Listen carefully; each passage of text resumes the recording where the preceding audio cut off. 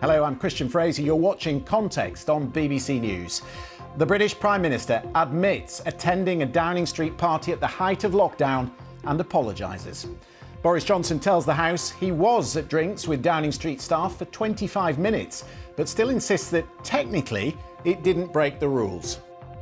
I regret the way the event I have described was handled. I bitterly regret it and wish that we could have done things differently. And I have and will continue to apologise for what we did. The party's over, Prime Minister. The only question is, will the British public kick him out? Will his party kick him out? Or will he do the decent thing and resign? Yeah! Prince Andrew faces a civil trial in the United States over accusations of sexual assault after a judge refuses to dismiss it. Tonight, with the context, Daily Mail columnist Sarah Vine and the political editor of the Daily Mirror, Pippa Crerar.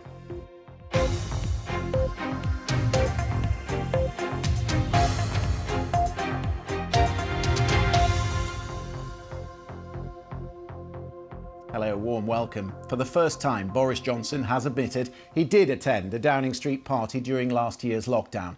And for the first time, the leader of the opposition has called on him to resign. The Prime Minister urged all sides to await the findings of an internal inquiry led by the senior civil servant Sue Gray. But as far as law-breaking goes, many would say he's already admitted that his advisers, if not the Prime Minister himself, were in breach of laws that many others have been fined for breaking. I thought it was a work event, and Mr. Speaker, I regret very much that we did not do things differently that evening. Mr. Speaker, as I've said, and I take responsibility and I apologise, Mr. Speaker. Where that leaves the Prime Minister tonight, we will discuss at length in the next half hour. Suffice to say, there are a number of Conservative MPs now publicly calling on him to go. Sir Keir Starmer said the apology was worthless after the weeks of consistent denials. We've got the Prime Minister attending Downing Street parties, a clear breach of the rules. We've got the Prime Minister putting forward a series of ridiculous denials which he knows are untrue. Yes. A clear breach of the ministerial code. That code says ministers who knowingly mislead Parliament will be expected to offer their resignation. The party's over, Prime Minister. The only question is, will the British public kick him out? Will his party kick him out? Or will he do the decent thing and resign? Sarah, Pippa, lovely to have you on the programme this evening. Sarah, I was reading your column on Tuesday, and I'm going to put the headline up on the screen for our viewers to see. Rage doesn't even begin to cover how I feel about Number 10's damn stupidity. Why are you so angry? Well, number one, because it was just unnecessary and stupid. I mean, nobody was having parties then. It just wasn't what anyone was doing, and people were having a rotten time.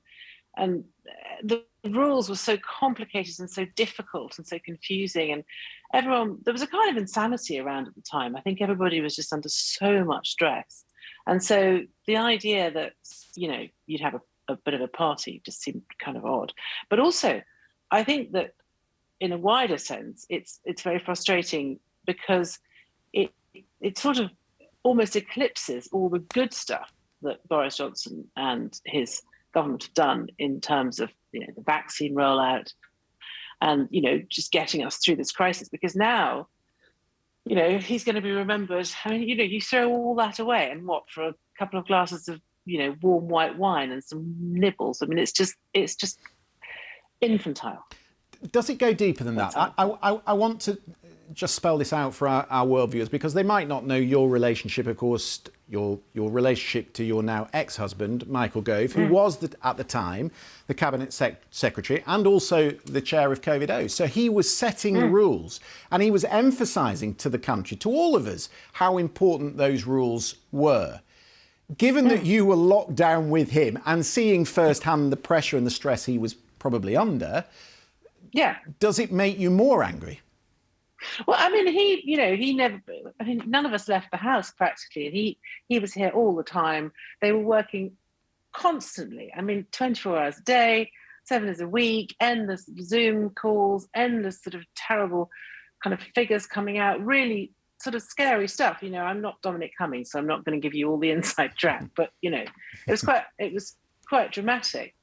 And I don't understand it. I just don't understand at what point anyone at Number 10 would have thought that it was okay to bend the rules for themselves, because, you know, the reason the rules were so strict was because there was a real fear that this thing would be completely out of control. I mean, I can remember Matt Hancock talking about bodies piling up in the streets. You know, they were really worried that it was going to be a really serious catastrophe, and they felt that they had no choice but to do this. I mean, I was never very pro-lockdown, but that's a whole other thing. But I just don't understand what I saw of it, which was people just working as hard as they could in a very difficult situation, and including the Prime Minister, who, let's face it, really did nearly die of COVID, you know, and just sort of, you know, got straight back to work. I mean, they were very, very determined, and it just feels so stupid to have sort of thrown it all away like this. I think that's my major frustration, Pippa, just from my very odd and unique point of view. Pippa, coming to you, if it was a party, which it says on the email it was, and he attended it for 25 minutes, then many people around the country would take the view that he's broken the law, and in so doing, the implication is that he lied to the House. Is his position untenable? Well, this is the problem for him. But really, I don't see how Boris Johnson could have said anything other than he did in the House of Commons today. If he had carried on hiding behind the Sue Gray inquiry, the sort of the line from ministers over the last 24 hours and from Number 10 that we need to wait for the results of the inquiry, probably next week or even the week after at this rate, before they pronounce at all on any of the detail or give any sort of explanation, then we would have had this void that would have been filled by increasingly harrowing stories of sort of the sacrifices that people made themselves during that first lockdown, which, is, you know, Sarah rightly says, was very intense. And the sort of the anger, the public anger would mount, and Tory MPs would be feeling that in their inboxes and, you know, in their constituency surgeries, and would feel, you know, it would become even more mutinous than they clearly already are. If he'd taken the other option and sort of, you know, put his hands up and fessed up and said, well, you know, come up with a credible excuse for attending the event, and sort of pretty much admitted that it was a party, and, you know, it as it says it was on the email, given that there was drinks and tables laden with food and people wandering around with you know, glasses of wine rather than spreadsheets in the garden that day, then he obviously would be effectively admitting that he had both broken the rules and that he had misled Parliament, and both of those are essentially resigning matters. So instead he came up with an incredible version of events by suggesting that it was in fact a work event, sort of a middle way, if you like, a bit of a fudge that buys them some time until the inquiry next week, basically asking his backbenchers to be patient, and to give him some time, while still issuing an apology, albeit not a personal one, for his own actions. And, you know, I think that was really only the sort of the only option he had available to him at that point.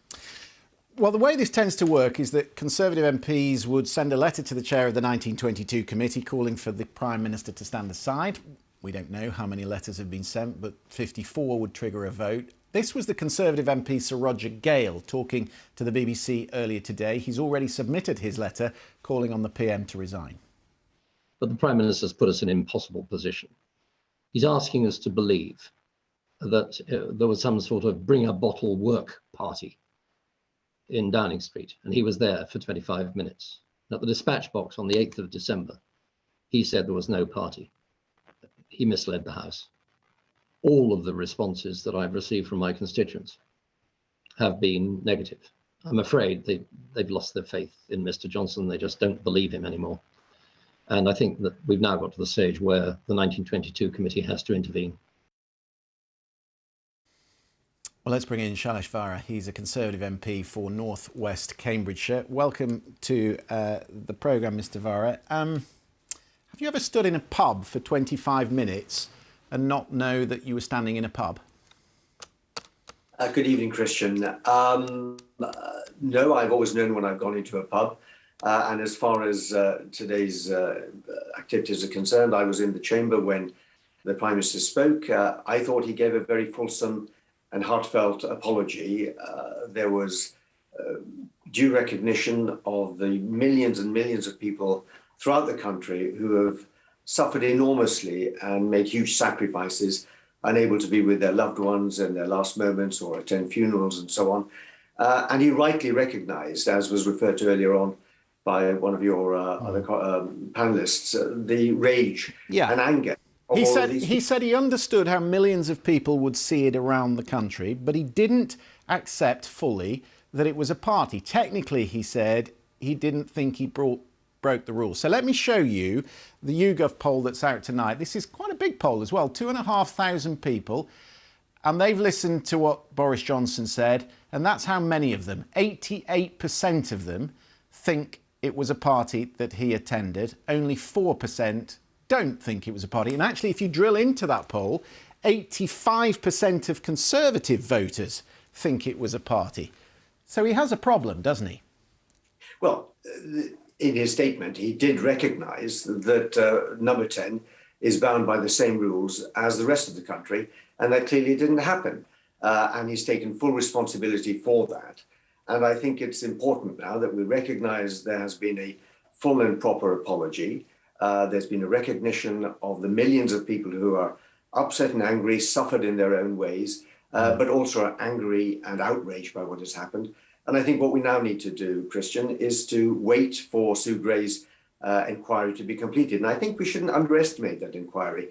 Sue Gray is going to be considering a number of functions that occurred, and she'll be doing a thorough inquiry. She'll be looking at who organised the events, what the purpose was, who attended, what was the setting, and so on. And let's not underestimate who Sue Gray is. She's a formidable civil servant. Yeah, well, we are going to come to her. Very thorough. We are going to come to her, but I want to get as many questions in as I can with you.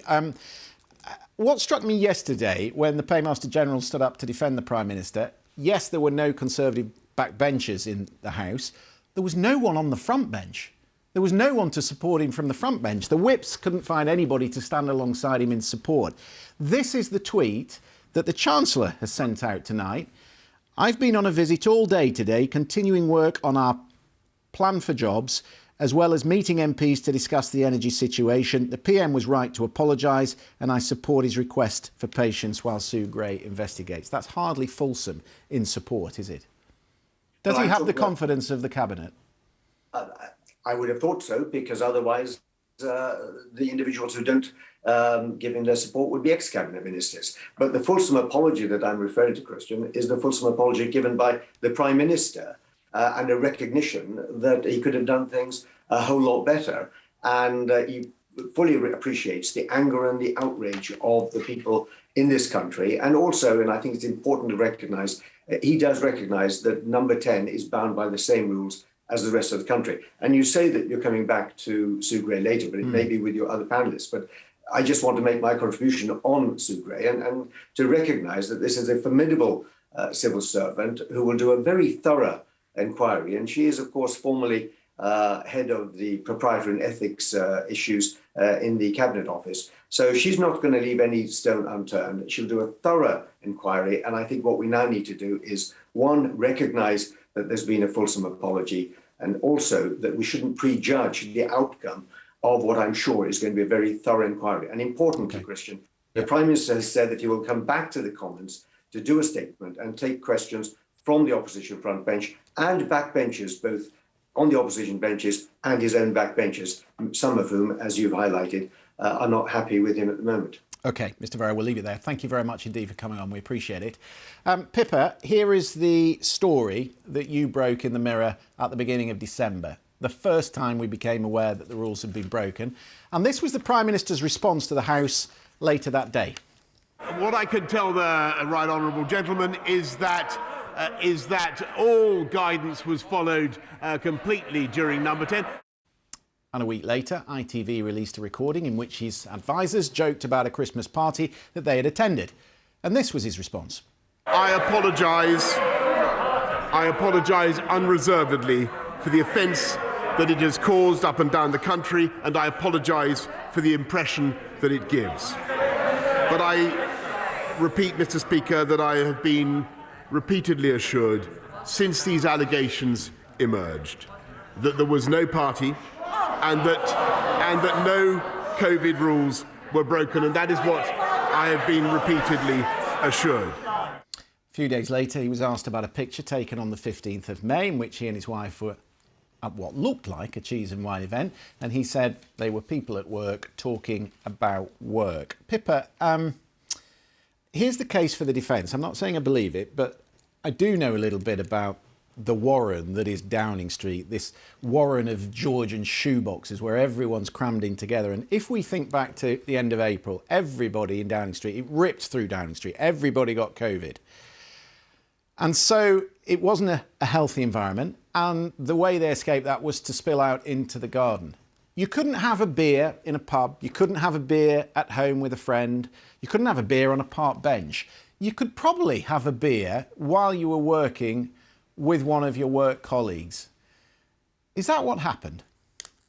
No, and actually we've been very clear throughout that we've been making a distinction, and in my reporting we've uncovered 4 of these gatherings of the 7 that Sue Gray's looking at.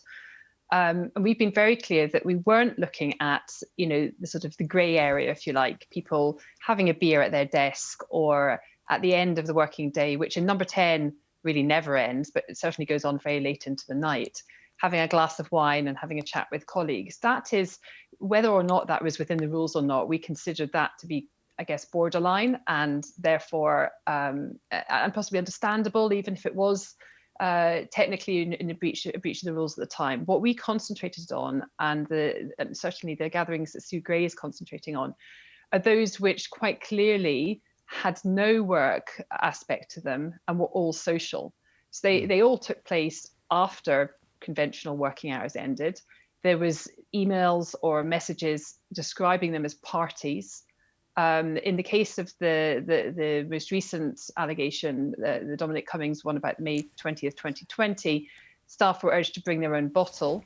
There was all sorts of other activities going on, like, you know, Christmas games and quizzes and Secret Santas and whatever else that quite clearly couldn't be considered work activities. And I think that distinction is really important because regardless of what a rabbit warren number 10 might be, and there are sort of, you know, hospitals, old Victorian hospitals around the country packed with NHS staff that were similarly dealing with difficult working conditions, there was a set of rules in place.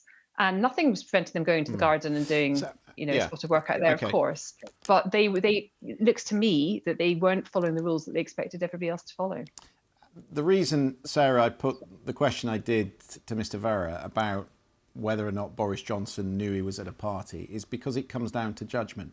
And I've got to ask you, since we've already talked about Michael Gove, everybody remembers back to 2016. And the reason he didn't support him as Prime Minister is because, having consulted widely, he didn't feel that he had the ability to bring the party and the country together. And there was a question mark over his judgment back then. He's been very supportive tonight. If you look at the tweets, he's been very supportive in the 1922 committee. But I wonder privately whether he will think, I've been vindicated.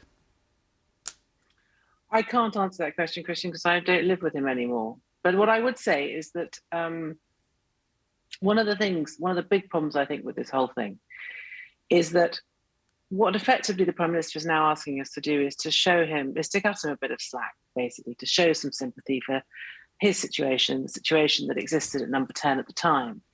And the problem with that is that no one showed members of the public any sympathy. You know, we had old ladies being interviewed by policemen because they'd had a cup of tea on the wrong bench. We had people being, you know, fined for going for walks with their dogs in situations that seemed to be completely okay. Now, I can remember sitting on a bench in a park in London and some policeman coming up to me and bellowing into my ear through his megaphone that if I didn't get up, I would be arrested.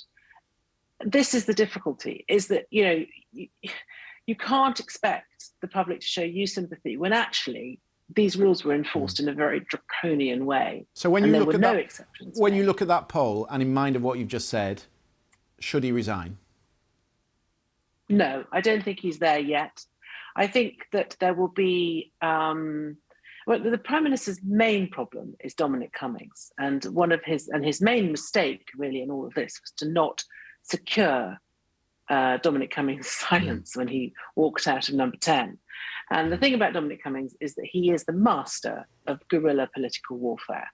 And in the context of the situation, Boris is like a sort of giant beast, and Cummings is like a tiny little, very sharp-toothed little mammal. And he's just going to keep on going, and he will bring him down because that's what he wants to do. And let's not forget what Cummings is capable of in terms of persuasion. Yeah. And I think that is a huge problem. I suspect the reckoning will be the local elections in May. Yeah. A lot will depend, I personally think, on that. But I think the other thing to say is that the Conservative Party in general is nervous because they're looking down the line at the next general election, and they're just wondering what questions are they going to be answering on the doorstep. And if this isn't cleared up, then I think they'll pull it's the a rug. sticky wicket. Yes, Dominic Cummings, revenge, a dish best served cold, I think. Now, on the evidence of today's performance in the House, Boris Johnson is a political gambler, tying his future as Prime Minister directly to the findings of the official inquiry, which will report next week. Sir Keir Starmer reminded him several times today that ministers who are found to have misled Parliament are expected to resign. But Mr Johnson is playing for time, as Pippa said, which means a lot of pressure now falls on the shoulders of the civil servant overseeing the investigation. All of that, as you know, is the subject of a proper investigation by Sue Gray. So have you already been interviewed by Sue Gray? And if not, do you object to her questioning you again about this? All that is subject for an interview, for an investigation by Sue Gray. He's absolutely right that the Prime Minister moved swiftly to commission that independent inquiry by Ms Gray. And all I ask is that Sue Gray be allowed to complete her inquiry into that day and several others so that the full facts can be established. Caroline Slowcock, who served as private secretary to Conservative Prime Ministers Margaret Thatcher and John Major, is with us. She is the first woman to hold that position. Thank you very much for being with us. I read today that in the 1980s, Sue Gray paused her stellar civil service career to buy a pub in Newry, Northern Ireland, right in the midst of the Troubles. So that tells me she is no pushover. Am I right? I guess so. I mean, she could obviously pull a pint as well. But I haven't met her personally, but certainly she has a formidable reputation. And, I think people hold her in high regard. But I think she's even the best person, the best civil servant in this position is really going to struggle with this particular task, because it's not the job of civil servants to embarrass their ministers. No, she will be aware that she has the reputation of the Prime Minister and of senior civil servants serving in perhaps her office in her hands. And that's a very difficult position to be in. Yeah, I think, she's built a reputation on being tough on Damien Green and Andrew Mitchell on Plebgate, if you recall. But there she was investigating on behalf of the Prime Minister, and she was reporting back the Prime Minister, who in those two cases took some pretty tough decisions, and political careers were halted. You've been a very senior civil servant. Would you say, having been in that position, that it would have been better to get an independent judge to look at this? I think certainly an independent person, whether it's a judge or someone else, would have been better. And I suppose a kind of natural person would have been Lord Geit, the ministerial advisor on the advisor on ministerial standards. But actually, he's already highlighted that his powers aren't strong enough really to look into the dealings of a prime minister, and he's holding out now for some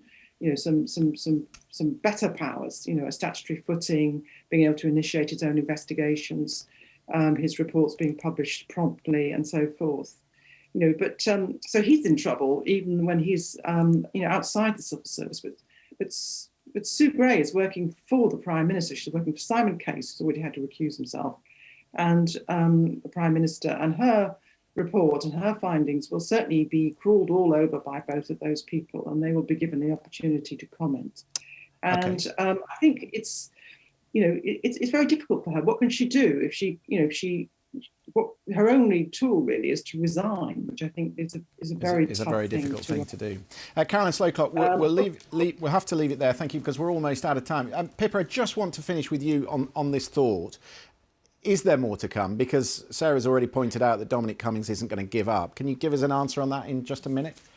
Well, I don't think Dominic Cummings is the only source of these things. He certainly wasn't my source. As you'll know, he and I don't have the best of relationships after our Barnard Castle revelations.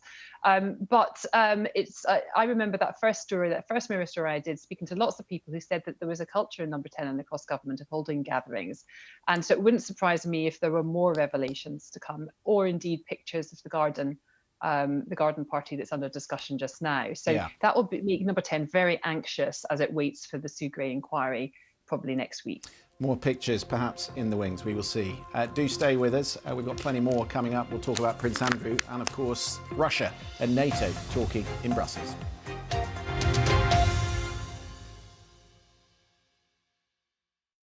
Hello there. For many of us, it wasn't a bad day. Today we saw quite a bit of sunshine around. There was more cloud around, though, across Scotland, more of a breeze here as well. Now, for the next few days, certainly for the foreseeable future, high pressure is going to dominate the scene. So we'll see a lot of dry and settled weather, but frost and certainly fog, dense fog, is going to become a problem over the next few days, especially across England and Wales. The fog patches will start developing through the overnight period, more extensive than what we've had the last couple of nights, and it will be cold where skies are clear as well. So generally, a cold, frosty night across the south. Further north, more of a breeze, more cloud, so less cold here. Temperatures 3 to maybe 7 degrees there for Stornoway. So our area of high pressure is with us then for Thursday. You can see more isobars across the north of the country, so here it will remain breezy, but barely any wind further south. So we'll have that fog to start with. Could be really quite dense in places. Could cause some issues to travel, and some of it may even linger on throughout the whole day. It should clear for many, so we shall see some sunshine here, and another fine day for many places that see that sunshine. Some sunshine as well for parts of Northern Ireland, southern and eastern Scotland, but cloudier, breezier conditions for the northwest of Scotland. You can see these are the mean wind speeds, very light further south.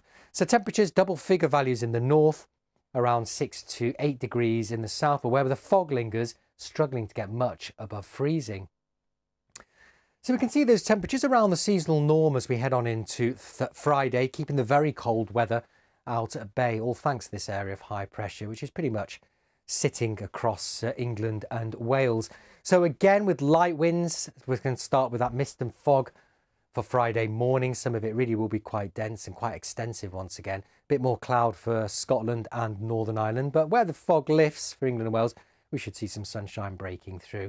And temperatures again 5 to 8 degrees, colder than that where the fog lingers, 10 degrees again for the far northwest of Scotland. So fog may become a problem over the next few days. Really will be quite dense and stubborn to clear, likely to cause some disruption to travel. So stay tuned to BBC Local Radio or to subsequent weather forecast. And then into the weekend, it stays largely fine and settled thanks to high pressure. Chance of a few showers pushing in the north and the west of the country, but most places will stay dry.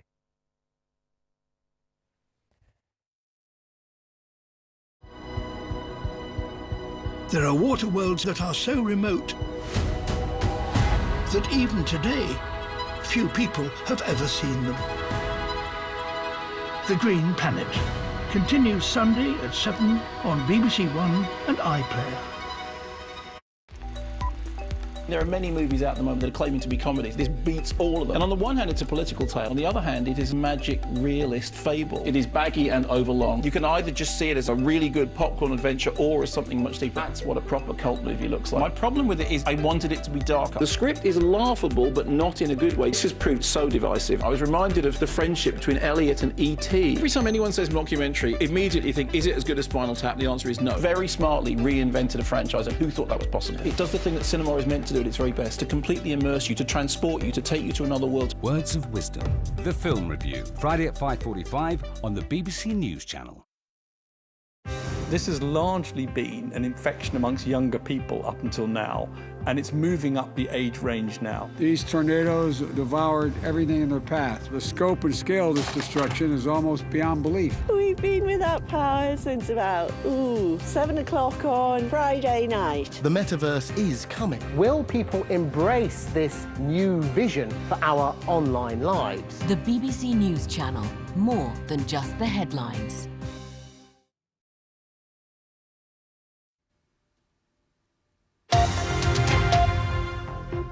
Hello, I'm Christian Fraser. You're watching Context on BBC News. Prince Andrew faces a civil trial in the United States over accusations of sexual assault after a judge refuses to dismiss it. Virginia Giuffre is suing the Duke of York, claiming he abused her when she was 17, allegations he strenuously denies. NATO warns there's still a real risk of armed conflict in Europe after talks with Russia end with significant differences unresolved. It shouldn't be allowed to happen, and they don't want it to happen again. And the only way it's not going to happen again is you have to solve... And why, after years of trying to get an interview with Donald Trump, it ended up coming to a very abrupt end. Tonight, with the context, Daily Mail columnist Sarah Vine and the political editor of the Daily Mirror, Pippa Crerar.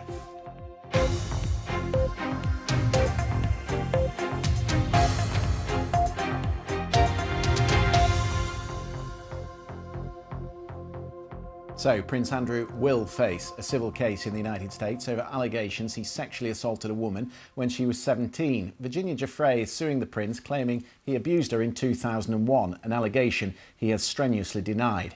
His lawyers had argued the case in New York should be thrown out, citing a 2009 settlement which she signed with the convicted sex offender Jeffrey Epstein. But today, in a sternly worded 46-page ruling, the judge, Lewis Kaplan, said the earlier settlement did not apply to the Duke of York, and the defendant's motion to dismiss the complaint, he said, was denied in all respects. And so the Prince is left with three options. He could settle out of court, paying possibly a substantial sum of money with no admission of liability. He could default, ignore the case entirely, and by default they would then find against him. Or he could fight it out, but that would mean a deposition under oath. Rival stories would be tested and the matter eventually decided in open court. Let's discuss all of this then, what this means for Prince Andrew and the case itself with Moira Penza. She's a former federal prosecutor who also served in New York's Eastern District. A settlement, Moira, if I'm right, needs two to tango. She doesn't have to settle Virginia Giuffre, does she? That's absolutely right, Christian. So what we have seen is in more of these cases, a lot of women who are now bringing claims based on sexual abuse as minors are really looking to have their day in court. Now, Virginia Giuffre, she has settled in the past. She settled with Jeffrey Epstein. We know that because of 2009. And depending on her feelings towards that settlement, what happened, that could really have a big impact here as to whether she is even willing to entertain a settlement in this case. Yeah, I suppose the lawyers will have to work out, because court cases are very expensive, whether a settlement is a better way to go. But in the meantime, though, we're going to pre-trial discovery. So what happens there? What does the Prince have to do? Sure. So discovery in the United States is a very extensive process. It costs a lot of money. And so that's why you really saw this initial attempt to dismiss the case without having to go through the process. Now, Prince Andrew will have to sit for a deposition, as will Virginia Giuffre and other witnesses. They will be cross-examined by the other side's lawyers under oath. There are very limited rules as to topics that are off limits. You basically can ask any question as long as it is not something that is covered by the attorney-client privilege. So this is a really arduous process for litigants at this point. In addition, we're going to see document discovery, both sides requesting documents. There's going to be requests certainly for medical records, travel records, as well as other forms of written discovery. There's often a lot of litigation during this process as well, where we may see filings from either side moving to compel the other side to do certain things or to prevent them from doing certain things. Yeah, let me bring you into this, Sarah Pippa. I mean, Sarah, this would be the most sensational trial. There's no way, is there, given how sensational it would be, that Prince Andrew is going to go to America and give evidence? I don't think he will go to America. I mean, I suppose the question I have is what your other person just described sounds to me like a trial without a jury. I mean, I'm not sure I really understand what that is. And I think that I mean, I don't understand why the Prince's lawyers aren't trying to get this thing moved to the UK, because the alleged offence took place in the UK. I don't understand why. Why is that, Moira? Is it to America? I don't get it. It's not a jury trial, right, Moira? They don't have to. There's no jury sits in a civil case. Why can't they move it to the UK? So that's not true. That this would be a jury trial, okay. And so civil cases absolutely are tried to juries in this country. There can be some times where they're tried to judges. So those are called bench trials, but the default is that you would be entitled to a trial by jury. And so this is always the process. There's always the process in a civil case of having discovery at the outset. And then there are different other procedural mechanisms. Now, as to why this is in the United States, Ms. Giuffre has laid out allegations that this did have a nexus to the Southern District of New York, where the case was being brought. Certain actions did take place within New York, and so that's why that's an appropriate venue here. And that was not even one of the bases at this stage of dismissing the case. Yeah, well, the question is, Pippa, the Queen's going into the Platinum Jubilee. Do we have a clip? I think we have a clip, actually, of Prince Andrew talking to Newsnight in that famous interview. And he's asked whether it's overshadowed things for the Queen. And this is what he said. Have a listen. I don't believe it's been damaging to the Queen at all. Has to me. If I was in a position to be able to answer all these questions in a way that gave sensible answers, other than the ones that I've given that gave closure, then I'd love it. But I'm afraid I can't, because I'm just as much in the dark as many people.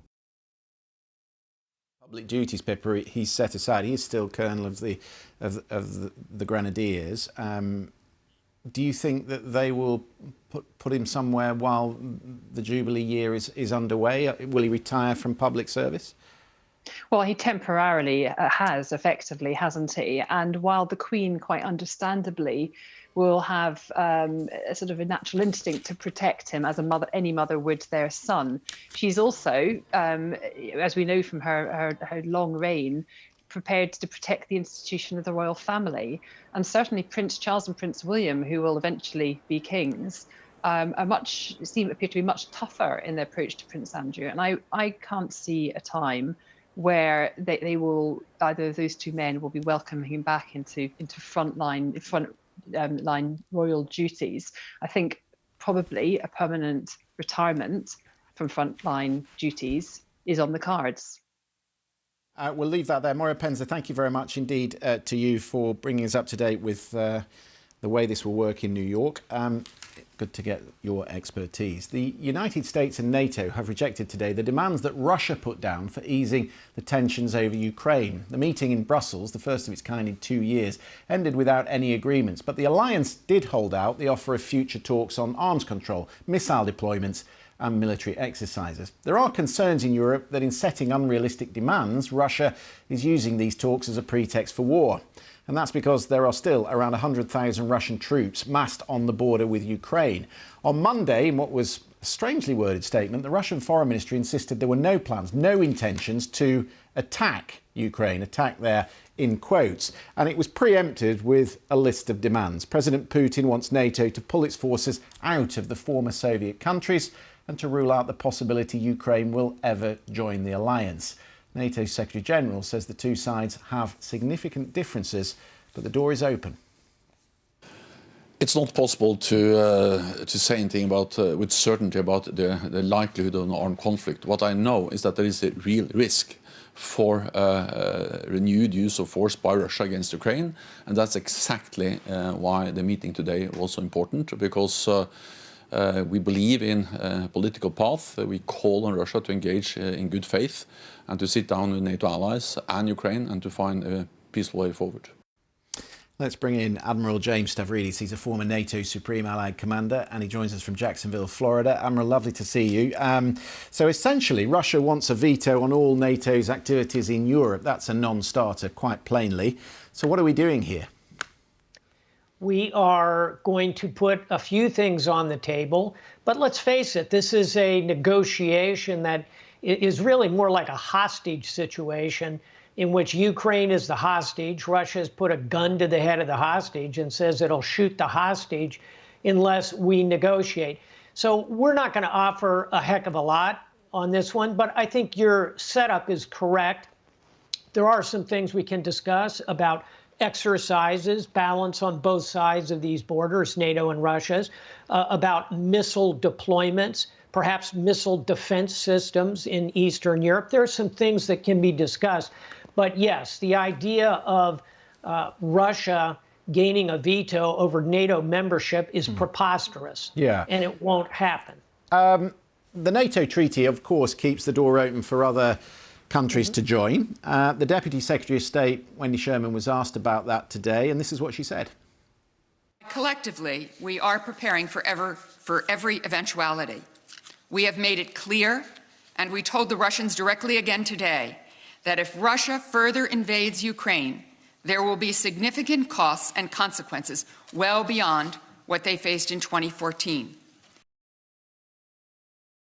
Did give an assurance to Ukraine and Georgia back in 2008 that they would be able to join NATO.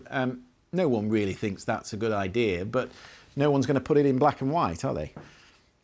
I don't think you'll see it written down. But the real issue here, and by the way, you mentioned the NATO treaty. I encourage viewers to actually read it. It's only 14 articles long. It's like 28 sentences long. It's a model of elegance and sensibility, and it maintains an open door. I would say what Vladimir Putin is doing here is a real strategic failure on his part as follows. The more he pushes on this, I think the more likely it is that ultimately Ukraine and Georgia may have a path to membership. But I'll tell you what's quite interesting to me is what are Finland and Sweden going to do, both of whom where we see polls beginning to support those two nations joining NATO. So Vladimir Putin may end up with a much worse situation than he started with. I think actually we do have a map of NATO's positions in Europe, which is just worth looking at because it shows you just how big NATO's footprint is across the continent. And I guess these Baltic states that we're looking at, they're not going to be in support of NATO pulling back from the frontier when there's 100,000 troops on Ukraine's border, right?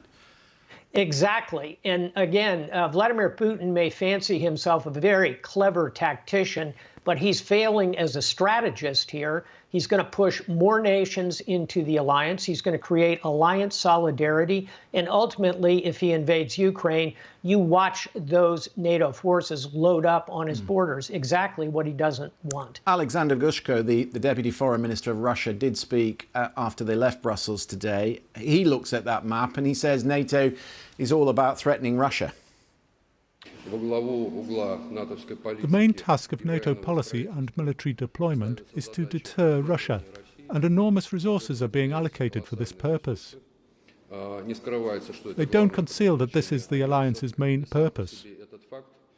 But it's always been that way, hasn't it? I mean, this was established pretty much after the fall of the Soviet Union.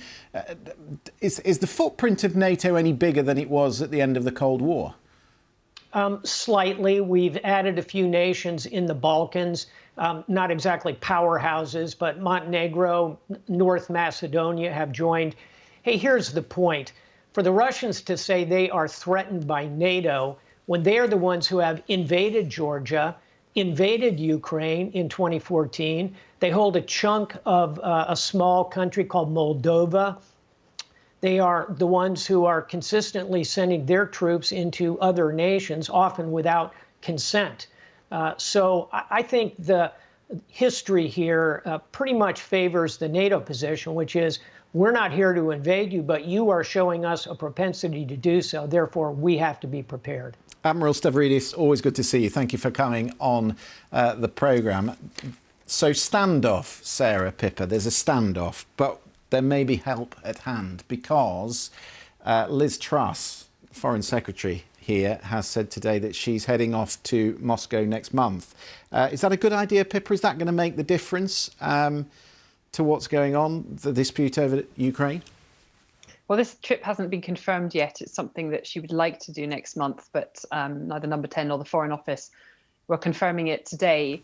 I can understand the attraction as a new Foreign Secretary to want to get stuck right into the big nitty-gritty, the big gritty issues of the day. And of course, the West relationship with Russia is very close to the top of that list.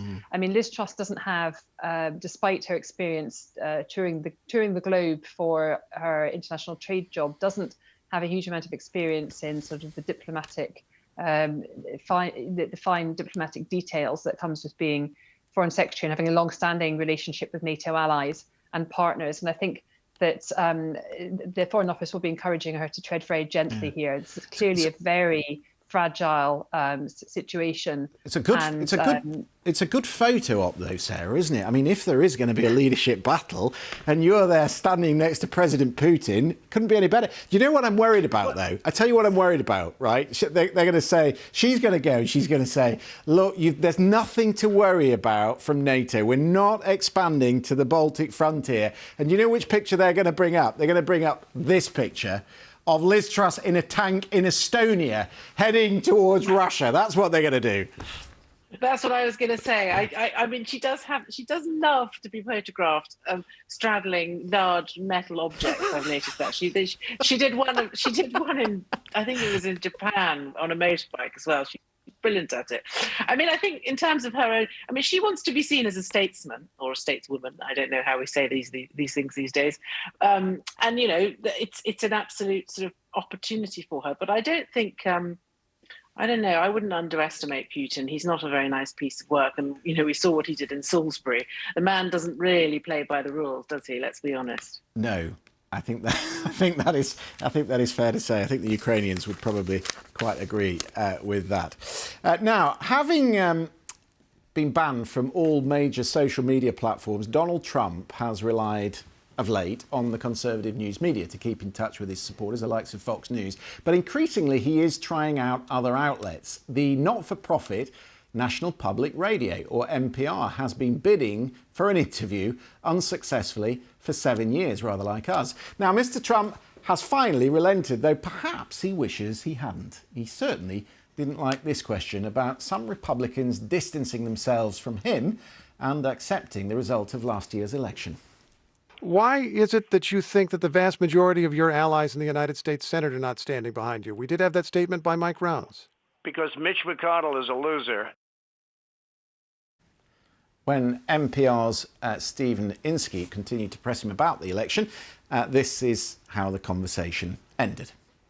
It shouldn't be allowed to happen, and they don't want it to happen again. And the only way it's not going to happen again is you have to solve the problem of the presidential rigged election of 2020. Mr. President, if I'm... One more question. I want to ask about a court hearing yesterday on January 6th. Judge Amit Mehta, he's gone. Okay. Too late. Let's bring in our senior North America reporter, Anthony Zerka. It's an extraordinary tactic former President Trump employs when he interviews, or when he is interviewed. He literally bombards the interviewer, bamboozles them with numbering facts which actually don't stack up. They bear no relation to the facts, and most of them just get swamped by it. But actually, Steve Inskeep did keep at it. The bigger question, I think, Anthony, is he right? Are some of the Republicans now starting to ask bigger questions about what President Trump is saying? Well, you know, that Mike Rounds statement that he referenced there, I mean, that was all Mike Rounds said, the senator from South Dakota, was that Joe Biden won the 2020 election. And that prompted Donald Trump to issue yet another one of these overheated press releases attacking Mike Rounds. And I think that reflects a sensitivity Donald Trump has to some members of the Republican Party, perhaps starting to try to get some daylight between him and them, because they see Donald Trump, I think, as a detriment in the midterm elections that are coming up this November. Republicans have the political wind at their back here. They have an unpopular president right now. They're in the minority, so they can make the case that they need to come back into power. And the last thing they want is Donald Trump meddling and speaking up and becoming a news story, because that distracts from their message, and it also will activate the Democratic base and get them out to vote. So I think they're starting to sense that they need to have some space. Pippa, let's face it, the mirror is behind NPR. You're not going to get an interview, but do you fancy it? Do you fancy it? Would you like to interview him? Of course, so I'd imagine he's a very real challenge. Yeah? Sorry, go on, Pippa.